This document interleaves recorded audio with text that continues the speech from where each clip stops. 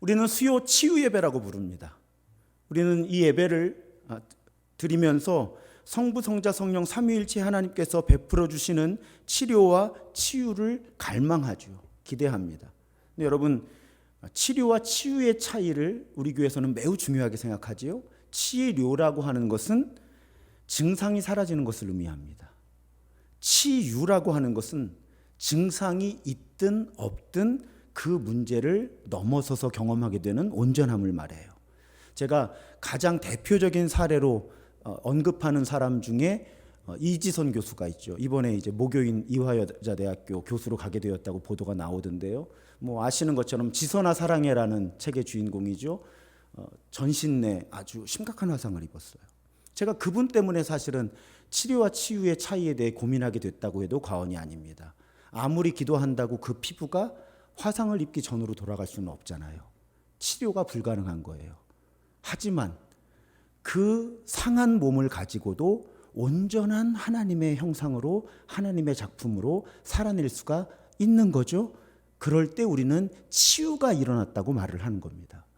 그래서 여러분, 사실은 치유 예배, 치유 집회할 때 많은 분들이 그 선포되는 말씀이나 기도에 사실상은 치료에 초점을 맞추기가 쉬워요. 당연하죠. 당장 아프니까. 하지만 우리가 추구하는 수요 치유 예배는 치유를 추구하는 거죠. 증상이 있건 없건 그 증상을 낫게 해주시는 치료가 일어나도 감사하고, 그 일이 일어나지 않아도 내가 그 증상을, 문제를 끌어안고도 하나님의 사람으로 잘 살아낼 수 있다 하는 그 진정한 치유가 우리가 추구하는 지향점입니다. 이 예배, 우리의 모든 말씀과 기도의 지향점이에요. 그래서 사실은 치유는 구원입니다. 궁극적인 치유는 우리가 구원을 얻는 거예요. 그것이 우리 수요 치유 예배의 지향점이다 하는 것. 치료가 없는 치유는, 치료가 일어나지 않아도 치유가 일어나면 우리는 온전하게 살죠. 그런데 치유가 일어나지 않고 치료만 받으면 더 나빠질 수도 있어요. 문제는 해결되지만 하나님과의 관계가 더 나빠지고 더 삶이 망가질 수 있죠. 제가 이 부분 설교할 때 가끔 인용하는 사건이 있잖아요. 아플 때는 누워서 믿음은 별로 없어도 찬송 듣고 기도하던 분이 목사님의 안수해서 병이 나았더니 다시 옛날로 돌아가서 나쁜 습관대로 살다가 얼마 되지 않아서 사고로 목숨을 잃더라. 실제 일어날 수 있는 일이고 실제 그 일을 경험한 분한테 들은 얘기예요. 그러면 참 어려운 얘기긴 한데 그 구체적인 상황을 알 수 없으니까 그냥 단순화시켜서 말씀드리면, 어쩌면이에요, 여러분. 제가 단정할 수는 없어요. 그분은 병상에 계속 누워 계셨다면 더 온전한 삶을 사실 수도 있었던 거죠. 이런 부분에서 우리는 치료와 치유를 어느 정도는 구분해서 생각하면서 진정한 치유를 추구해야 한다는 것입니다. 그래서 우리 수요 치유 예배에서는 말씀을 선포하고 찬양하고 기도할 때 치료를 넘어선 치유를 추구한다.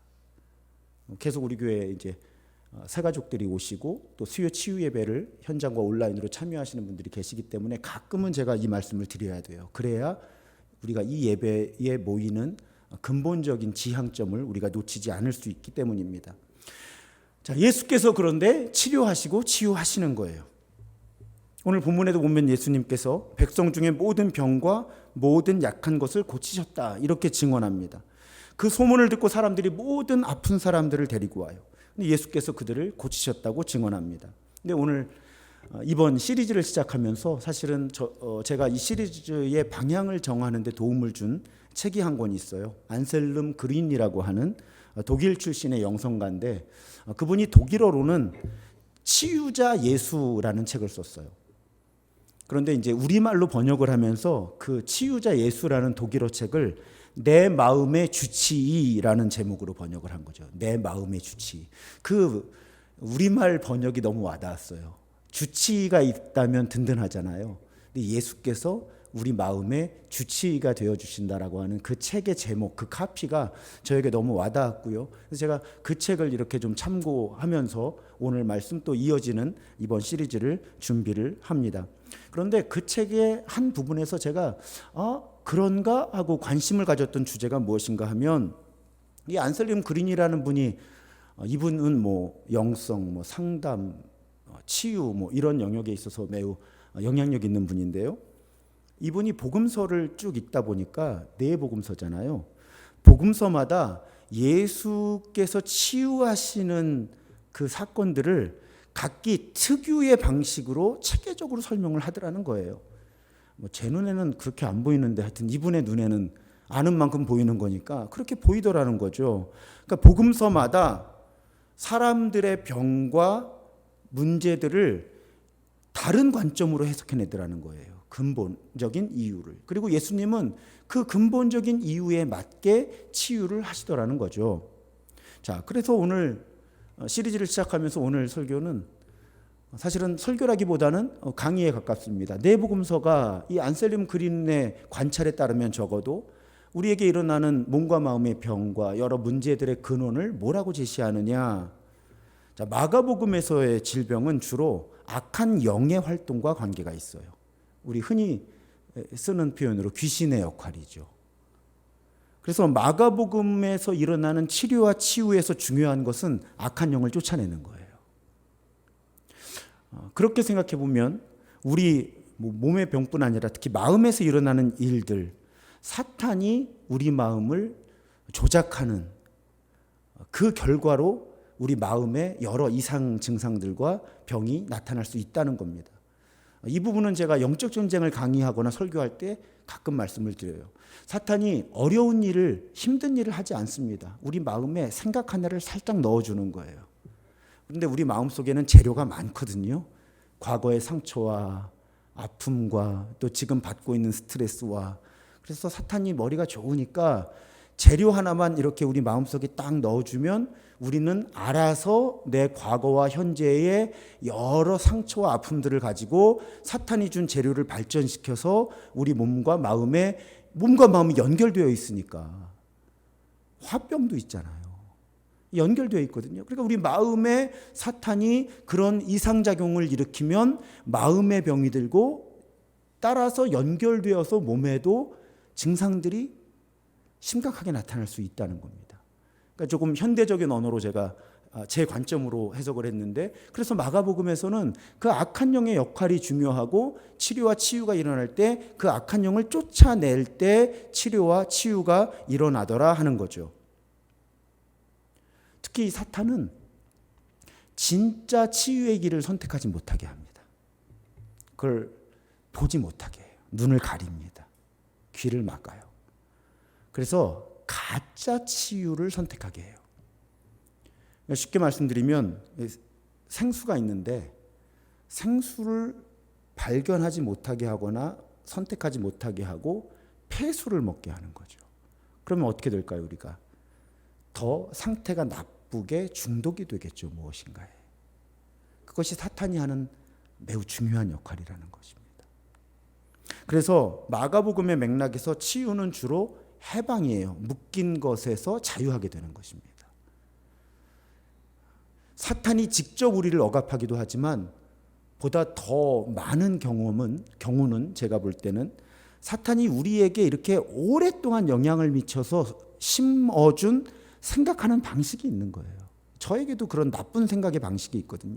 생각하는 습관이 있는 거예요. 또 생활의 태도가 있죠. 우리 모두에게는. 우리 어쩌면 자기 자신은 매우 옳다고 믿는 생각하는 습관이나 생활 태도가 있습니다. 근데 그것이 우리의 몸과 마음을 병들게 한다는 거고요. 그런 악한 영의 활동을 끊어내고, 혹은 악한 영은 지금 나한테 없어요. 그런데 악한 영이 예전에 나에게 심어준 어떤 것이 발전해서 나에게 있는 생각하는 패턴이라든지 생활 태도라든지 이런 것들을 분별해내고 그것들을 끊어내서 그것으로부터 해방되는 것이 마가복음의 맥락에서 치유라고 하는 것입니다. 자, 그러면 이어서 마태복음은 질병을 어떤 관점으로 보느냐? 주로 죄의 결과로 보는 거예요. 마태복음은. 우리가 죄를 지어서 그 결과로 몸과 마음에 병이 드는 겁니다. 근데 여러분 여기서 주의사항, 여기서 죄라고 하는 것을 그 사람이 뭘 잘못했다 이렇게 단순하게만 보시면 안 되는 거예요. 자, 죄라고 하는 것은 사실은 굉장히 범위가 넓은 단어입니다. 예를 들면 우리 몸에 좋지 않은 것을 먹어요. 죄죠. 하지만 우리는 통상적으로 그것을 죄라고 여기지는 못합니다. 또 우리 또 찔리는데요. 제가 몸과 마음의 건강을 잘 돌보지 않는 것, 넓은 의미의 죄죠. 또 세상이 그러니까 서로 이기려고 경쟁하는 것, 그러면서 누군가를 미워하고 또 미움받고 그러면서 마음에 상처를 입고 관계가 망가지고 이런 것들 다 죄죠. 가벼운 수준에서 일어난다고 해도 죄입니다. 또 더 아주 큰 틀의 죄가 있죠. 환경이 오염되어 있잖아요. 우리들의 많은 질병이 거기서부터 오잖아요. 그러니까 죄라고 하는 것은 어떤 개개인이 뭔가를 도덕적으로 윤리적으로 잘못했다라는 수준에서만 생각해서는 안 되고 사회적인 영역이 있다는 겁니다. 그렇게 넓게 생각을 하면 사실은 우리의 많은 몸과 마음의 질병은 죄로부터 오는 게 맞아요. 상당 부분 죄의 결과입니다. 하지만 말씀드린 대로 죄는 개인적인 차원과 사회적인 차원이 있고 또 내가 지은 죄의 피해를 내가 직접 당하지 않기도 하기 때문에 누군가가 몸과 마음의 병으로 고통받을 때 너는 죄 때문에 지금 병에 걸린 거야 해서는 안 된다는 거예요. 확실한 분별 없이 너 귀신 때문에 그래. 하여튼 옛날에 부흥회하면 뭐 조름마귀도 있었으니까요. 확실한 분별이 없이 악한 영의 작용이라든지 죄의 결과라고 어떤 특별한 개인적이고 구체적인 상황을 함부로 진단해서는 안 된다는 것입니다. 그것도 죄예요. 하지만 아까 말씀드렸던 죄의 의미를 매우 포괄적으로 또 그 죄가 상호작용을 일으키는 것까지를 매우 넓은 틀에서 보면 상당 부분 우리 몸과 마음의 상함과 아픔은 죄의 결과는 맞습니다. 그래서 그러면 우리 몸과 마음의 죄, 이 상함과 아픔이 죄의 결과라면 마태복음의 맥락에서 치유는 용서하고 관계가 있는 거예요. 그러니까 예를 들면 내가 저지른 죄의 결과로 그것이 뭐 이렇게 막 돌아서 왔든 어쨌든 우리 모두가 지은 죄든 어쨌든 나와 우리의 죄 때문에 내가 몸과 마음에 어떤 문제가 생겼다, 아프다, 고통스럽다 할 때는 그 병의 치유를 위해서는 하나님의 용서를 구해야 하는 과정이 필요하고요. 예수께서 십자가를 통해 우리를 용납하시고 용서하셨다는 것을 확신하는 것이 치유에 있어서 절대적으로 중요하다는 거죠. 예수님이 나를 용서하셨다. 그래서 내가 죄의 결과로 인해서 이런 고통을 받지 않아도 된다. 물론 책임을 어느 정도는 감당해야 합니다. 신실하게 회개하는 경우를 말씀드리는 거예요. 신실하게 내가 책임질 수 있는 부분에 책임을 최대한 감당하면서 하나님의 용서를 구할 때 하나님은 우리를 용납해 주시고 용서해 주신다. 나는 용납되었다. 용서받았다라고 하는 진정한 고백이 만약에 우리가 어떤 구체적인 죄 때문에 우리 몸과 마음에 상함과 아픔이 있다면 우리를 치유한다는 거죠. 용서의 선언. 용서의 선언. 또 반대로 다른 사람의 죄 때문에 내가 고통을 받고 있다 하면 그 사람을 용서할 수 있게 해달라고 하나님께 기도하는 것이 필요하다는 거예요. 왜냐하면 여러분 이건 원론적인 부분입니다. 여러분의 개별적인 상처와 아픔을 제가 이렇게 쉽게 말씀드리는 건 아니에요. 원론적인 얘기를 한다는 전제로 말씀을 드리는 거예요. 내가 누군가를 용서하지 않으면요 계속 그 사람에게 묶여 사는 거거든요. 내가 피해를 보는 거예요, 오히려. 사실은 제가 용서에 관한 설교를 할 때마다 말씀드리지만 그 인간 때문에 그 인간을 용서하는 게 아니고요. 조금 더 이기적이 되어 보죠. 내가 잘 살려고 그 사람을 놔주는 거예요. 그냥 하나님께 맡기는 거죠. 왜요? 내가 그 사람을 용서하지 않으면 그 사람이 나에게 잘못한 그 행동을 내가 붙들고 사는 거거든요. 결국은 그 사람으로부터 피해를 계속 받는 거죠. 내가 그 문제를 끊어내지 못하면. 용서는 그 문제를 내가 끊어내는 거죠. 내가 더 이상 그 인간의 영향 아래서 힘들게 살지 않겠다. 그냥 그 인간은 그 인간대로 살게 놔두는 거예요. 나는 그 사람과 연결된 것을 끊어내는 거죠. 그것이 용서의 매우 중요한 의미입니다. 그러니까 우리 몸과 마음의 질병이 혹은 어떤 상한 상태가 죄의 결과라면 핵심 되는 키워드는 용서라는 거예요. 하나님의 용서를 구할 때 우리는 치유되는 거고요. 다른 사람을 용서해 줄 때 치유가 일어난다 하는 거죠. 마태복음의 맥락에서는 우리의 치유를 그렇게 보는 거예요. 누가복음은, 여러분 누가복음의 저자가 누가라면 이건 그 사람이 의사였죠. 그래서 누가복음은 또 사도행전은 어떤 질병의 상황에 대한 매우 전문적인 용어가 많이 나온다고 합니다. 그 헬라어 원어 자체가요. 그리고 성경의 그리스어 가운데 치료 혹은 치유로 번역되는 단어가 가장 높은 빈도로 사용된 복음서가 누가복음이라는 거예요. 그러면 누가복음에서의 질병, 몸과 마음의 질병은 무엇이냐? 망가진 거예요. 잘 만들어진, 하나님이 잘 만들어 주셨잖아요, 우리를. 그런데 망가지는 것이 병이에요. 그러니까 이 이유는 뭐 아까 마가복음의 맥락에서 악한 영의 활동일 수도 있고 마태복음의 맥락에서 죄의 문제일 수도 있지만 누가복음은 그 근본적인 원인보다도 망가진 그 상태에 집중하는 거죠. 그러면 치유는 뭐예요? 망가졌던 것이 본래의 상태로 회복되는 것이 치유인 거죠. 그것이 누가복음의 맥락이에요. 그러니까 예수님은 우리의 망가진 몸과 마음을 하나님이 본래 창조하실 때의 아름다움으로 회복시켜 주시는 분이죠. 그것이 누가복음의 맥락에서 치유라는 거예요. 이런 맥락에서 보면 다른 복음서도 다 마찬가지긴 하지만 예수님의 말씀이 치유한다 하는 것이 여러분 매우 중요합니다. 이런 부분을 잘 모르시는 분들이 계세요. 치유다 그러면 설교 빨리 끝나고 안수기도 해주셨으면 좋겠다 이렇게 생각하시는 분들이 많거든요. 근데 여러분 지금 잘 만들어진 하나님의 창조된 창조물, 피조물이 망가진 상태가 사실은 물리적으로만 망가진 것이 아니라 마음이 망가지고 영적으로 파괴된 거잖아요.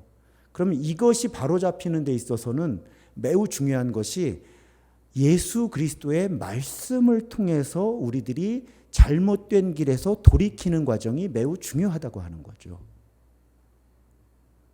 그래서 하나님의 말씀이 선포되는 과정이, 그래서 예수님도 말씀으로 고치시죠.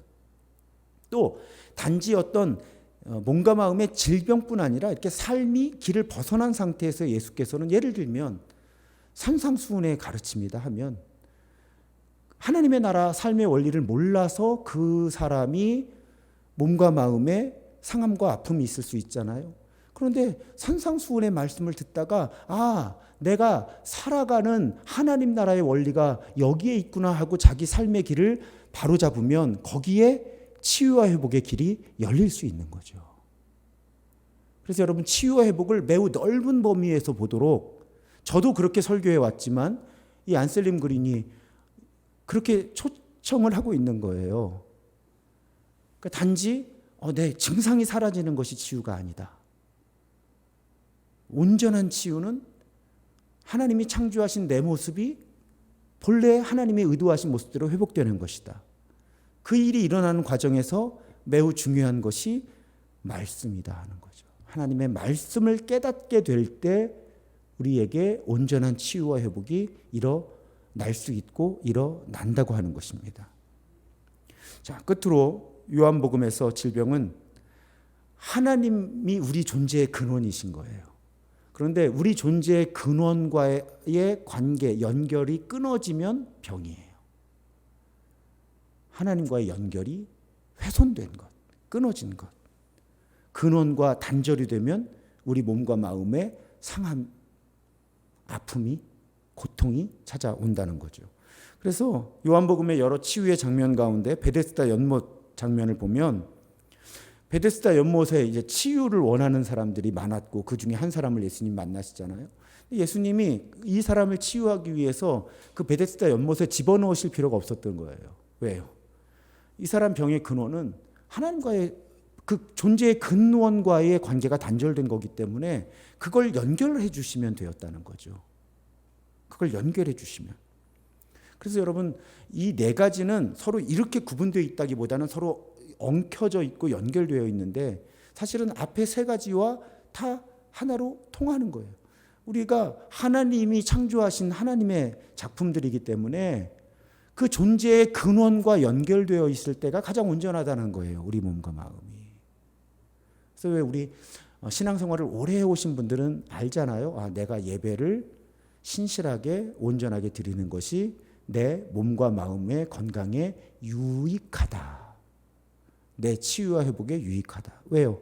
하나님이라고 하는 우리 존재의 근원과 우리가 가장 친밀하게 연결될 수 있는 은총의 수단이 예배잖아요. 하나님을 정말 온전하게 예배할 때 우리 존재의 근원과 연결되는 거죠. 그럴 때 우리의 망가진 상한 몸과 마음이 치유되고 회복된다고 하는 거예요. 저는 전문가가 아니지만 이 책에 보면은 스위스의 정신의학자, 심리학자 여러 타이틀이 있는데 융이라고 하는 분이 이런 부분을 지적했다 그래요. 하나님의 영이라는 원천에 연결될 때 본질적인 치유가 일어난다. 우리에게. 그러니까 현대 어떤 그리스도교 맥락의 심리학, 정신분석학 이런 연구하는 분들도 그 부분을 중요하게 보는 거죠. 그래서 여러분, 사실은 우리가 나에게 무엇이 문제인지를 성숙한 그리스도인이라면 알 수가 있어요. 그래서 우리가 몸과 마음에 특별히 이제 몸이 아프면 1차적으로 우리는 병원에 가죠. 하지만 우리 마음을 동시에 살피는 노력이 필요해요. 제가 의학의 한계는 그겁니다. 저도 고혈압과 당뇨를 오래 가지고 있지만 대부분의 의사는 병원에 가서 혈압과 혈당을 재면 그냥 약을 주는 것으로 끝나죠. 근데 제가 지금 만나는 의사는 좀 기다리기는 해야 하는데 그래도 환자하고 시간을 좀 보내주는 분이에요. 그러다 보니까 그분을 만나고 오면 기분이 좋아져요. 더 병이 낫는 느낌이죠. 더 증상이 좋아지는 느낌이에요. 몸이 아프면 그런 전문가를 만납니다. 근데 여러분 마음이 아파도 전문가를 만나셔야 되는 거예요. 가끔 그런 말씀 드립니다. 감기에만 걸려도 병원에 가잖아요. 근데 마음의 이상을 느끼면 우리는 병원에 잘 가지를 않아요. 상담을 받거나 혹은 정신과 전문의를 만나는 과정을 결코 지나치게 거부하는 거 가질 필요는 없습니다. 그러니까 기도하면서 감기약 먹는 거하고 똑같은 거죠. 기도하면서 상담도 받고 또 정신과 전문의의 도움도 받아야 할 상황이 있는 거예요. 그런데 사실은 한번 우리 교회 삶의 규칙, 룰 오브 라이프 중에 안식이 있잖아요. 그러니까 내가 몸과 마음의 어떤 조화, 균형이 무너졌다고 느끼면 저도 잘 못하는 거지만 이렇게 한나절이라도 일상을 벗어나 보세요. 혼자서. 그리고 하나님의 임재를 의식하면서 시간을 보내다 보면 사실은 아주 많은 경우에 하나님이 우리 마음에 계시잖아요. 성령이 이렇게 빛을 비춰주셔서 무엇인가를 이렇게 발견하게 하실 때가 많아요. 내가 지금 가지고 있는 어떤 문제, 포괄적으로 말씀드리면 문제고 좁은 의미로 몸과 마음의 이런 연약함이랄지 고통이 무엇과 연결된 것인가. 그리고 우리가 성경을 통해서 또 기도할 때 예수님은 그 연결고리를 찾아주시고 연결시켜 주시는 거죠. 그렇게 우리를 치유하시고 회복시켜 주시는 분이고요. 우리가 속회를 중심으로 해서 교회 신앙 공동체가 존재하는 이유도 누군가 이제 내가 내 문제를 찾아내는데 혼자 하기 어려운 상황들이 있죠. 그럴 때 옆에서 도와주는 거죠. 내가 찾아주는 게 아니라 그 사람이 예수님을 바라보도록. 오해하지 마세요. 내가 내 옆에 있는 내 신앙의 형제 자매들의 문제를 찾아주고 해결해 주는 게 아니고요. 그 사람이 길을 잘 찾지 못할 때 그 사람이 예수님을 바라보도록 안내를 해줘야 하는 거죠. 그래서 예수님이 지금 이 사람이 무엇 때문에 어떤 어려움을 겪고 있는지를 찾아주시고 고쳐주시도록. 많은 교회들에서 생기는 어려움이 본인이 고쳐주려고 해서 어려워지는 거예요. 본인이 해결해 주려고 해서. 사실은 신앙 공동체의 역할은 우리가 서로 해결해 준다기보다는 우리가 서로가 예수님을 바라보도록 도와주는 거죠. 그래서 예수님께서 이 사람의 상황 속에서 이 사람의 문제의 근본을 찾아내도록 도우시고 또 그 문제를 극복할 수 있도록 안내해 주시도록. 그것이 신앙 공동체의 매우 중요한 역할입니다. 제가 아무리 여러분을 사랑해도 맹장 수술을 해드릴 수는 없잖아요. 여러분 저 믿으셔도 제가 메스 들고 있는데 그 앞에 누우실 분은 아무도 안 계시잖아요. 마찬가지예요. 우리가 누군가를 치유하고 회복시켜 줄 수 있다고 믿는 순간 우리는 매우 교만한 행동을 하려고 하는 것입니다. 많은 교회들에서 특별히 믿음이 좋다는 분들이나 기도를 많이 했다는 분들, 성경 공부를 많이 했다는 분들이 범할 수 있는 아주 중요한 실수예요. 우리가 할 수 있는 일은 서로 예수님을 바라보게 해주는 거죠. 그래서 예수님이 그 사람의 몸과 마음의 상함과 또 삶의 여러 문제들의 근본적인 이유가 있다면 그것을 발견하도록 도우시고 그 문제들을 넘어설 수 있도록 예수님이 그 일을 하실 수 있게 서로 도와주는 것이 교회의 역할이고 목회자의 역할이에요. 자, 이렇게 보면 내 복음서는 정말 질병과 그 질병의 치유에 관해서 서로 다른 관점을 제안을 해요.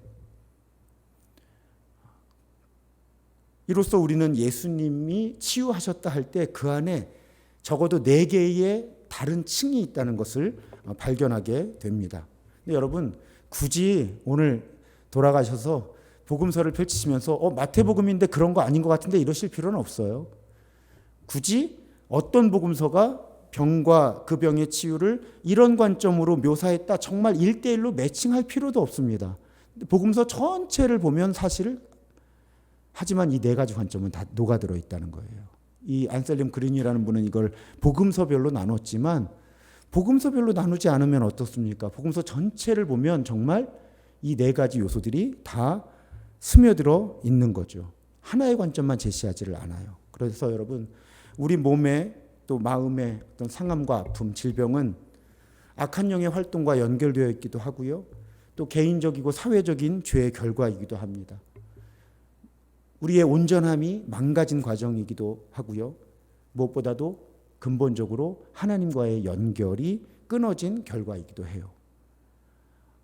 그리고 보통은 이 4가지의 요소들이 서로 연결되어 있거나 한 사람 안에서도 엉켜 있는 거죠. 이 관점이 매우 중요한 것이요. 제가 이렇게 그리스도인으로 살아오고 또 목회하면서 보면 보통 한 사람은 하나의 관점에만 집중하는 경향이 있으시더라고요. 그래서 악한 영의 활동에만 집중하는 분은 모든 일을 모든까지는 아니더라도 대부분의 일을 악한 영의 활동으로만 해석을 하시는 거예요. 그분을 만나면 무조건 귀신의 역할이죠. 또 어떤 분들은 대부분의 생각이 죄의 결과로 연결되어 있는 거예요. 그러니까 욥의 친구가 쉽게 되는 거죠. 누가 가뜩이나 아파 죽겠는데 힘들어 죽겠는데 좋은 마음이기는 해요. 하지만 결과적으로는 지금 아파 죽겠는 사람에게 2차 가해를 하는 거죠. 분명히 죄 때문일 거야. 잘 생각해봐. 이렇게 되는 거예요. 또 어떤 사람들은 하나님과의 연결이라고 하는 부분을 잘 보지를 못하게 되는 거기도 하고요. 그래서 제가 오늘 설교 한 편을 이 부분에 이렇게 집중한 이유는요, 여러분, 눈을 좀 넓혀보자 하는 거죠. 누군가가 몸과 마음이 아프거나 삶의 문제가 있으면 사실은 그 사람의 문제는 매우 복잡한 현상의 결과일 가능성이 높다는 거예요. 그러니까 함부로 단정하지 말자는 거죠.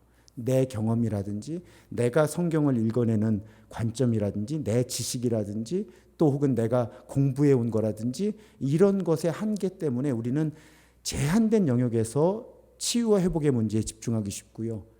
자신의 치유와 회복에 대해서도 사실은 같은 앵글을 접목하잖아요. 어떤 다른 교회 교인을 만났어요. 그 가정에 여러 어려움이 이렇게 좀 연결돼서 왔나 봐요. 너무 힘들잖아요. 고통스럽잖아요. 담임 목사님이 부르셔서 갔는데 사실 뭘 기대하고 갔겠어요. 위로해 주시는 한마디를, 한 말씀을 기대하고 간 거죠. 근데 그 목사님이 잘 생각해 보라고 그러신 거예요. 생각 안 나는 죄가 있을지 모르니까 잘 생각해서 회개하라고. 그것이 이 권사님께는 더 고통스러웠던 거죠. 물론 그 목사님의 조언이 틀렸다고 할 수 없어요, 여러분. 하지만 제가 듣기에는 그 목사님은 누가 아프면, 누가 사고가 나면 주로 그 문제를 죄의 결과, 그것도 특별히 그 사람의 죄의 결과로 연결시키는 분별을 많이 해오신 것 같아요. 그러면 그 아파하고 힘겨워하는 사람을 아끼고 사랑하는 마음은 크지만 사실은 그 사람을 돕기보다는 더 아프게 할 수 있잖아요. 이런 좁은 관점보다는 오늘 안셀림 그린이 우리를 안내하는 것처럼 나 자신의 어떤 몸과 마음의 아픔과 슬픔, 또 우리 주변 사람들의, 또 이 세상 가운데 항상 존재하는 아픔과 슬픔은 굉장히 다양한 각도에서 이루어지고 있다. 악한 영의 활동, 개인적이고 사회적인 죄의 결과, 그 결과로 온전함이 망가진 상태이고, 그리고 하나님과의 연결이 끊어진 상태 가운데 그 모든 일들이 연결되어 이루어진다라고 하는 폭넓은 관점으로 우리가 나 자신의 몸과 마음의 아픔과 슬픔, 또 우리 주변 사람들과 세상에 존재하는 아픔과 슬픔을 조금 더 넓은 관점으로, 또 다양한 관점으로 바라보는 것이 우리가 정말로 예수님께서 이루시는 치유를, 그건 예수님의 주권이기는 하지만요, 예수님이 치유하실 수 있는 공간을 더 넓게 열어드리는 거고요. 우리가 나 자신과 다른 사람의, 또 이 세상의 치유와 회복을 위해서 기도할 수 있는 그 기회를 넓히는 거죠. 단지 귀신이 떠나게 해달라고 기도하기만 하는 것이 아니라 이 개인적이고 사회적인 죄도 관찰하면서 우리가 기도할 수 있고요. 제가 그래서 수요 치유 예배나 또 초하루 중보기도회 때 이 세상에서 일어나는 현실을 좀 아프지만 적나라하게 말씀드리려고 애를 쓰는 거죠. 그래야 이 현상을 읽어내는 우리가 정말 현상을 볼 수 있게 되고 그 이면의 영적인 일까지 볼 수 있게 되고, 그래야 우리의 치유와 회복을 위한 기도가 더 깊어지고 진실해지니까요. 그래서 여러분, 오늘 말씀을 다시 한번 인용하면요, 23절을 세 번역으로 보면 예수께서 온 갈릴리를 두루 다니시면서 그들의 회당에서 가르치며 하늘나라의 복음을 선포하며 백성 가운데서 모든 질병과 아픔을 고쳐주셨다. 하지만 여러분, 결론은 단순합니다. 예수님이 고치십니다. 예수님이 고치십니다. 다양한 차원으로 고치십니다. 악한 영의 결과로 아파하고 슬퍼하는 사람에게서는 악한 영을 쫓아주시고요. 죄의 결과로 아파하고 슬퍼하는 사람, 죄를 깨닫고 회개하고 용서하게 하시고 용서받게 하시고요. 몸과 마음이 뒤틀어져 있고 망가진 상태를 다시 하나님이 창조하신 그 상태로 돌려주시고요. 또 우리가 우리의 창조주, 구원자, 치유자가 되시는 그 존재의 근본인 하나님과 단절되어 있을 때 예수께서 다리가 되셔서 우리 하나님과 연결시켜 주시는 거죠. 예수님은 사람으로 오셔서 그렇게 넓고 깊은 차원에서 우리를 치유하시고 회복시키신다. 예수께서 진정한 치유자가 되신다. 우리 그 고백을 가지고 앞으로 몇 주가 될지는 잘 모르겠어요. 하지만 예수께서 우리의 주치의가 되어주시는 그 장면들을 한 장면 한 장면 살펴보게 될 것입니다. 예수님이 치유하신다. 믿으시기를 주님의 이름으로 강권합니다. 예수께서 그 믿음을 통해 우리를 고치실 거예요.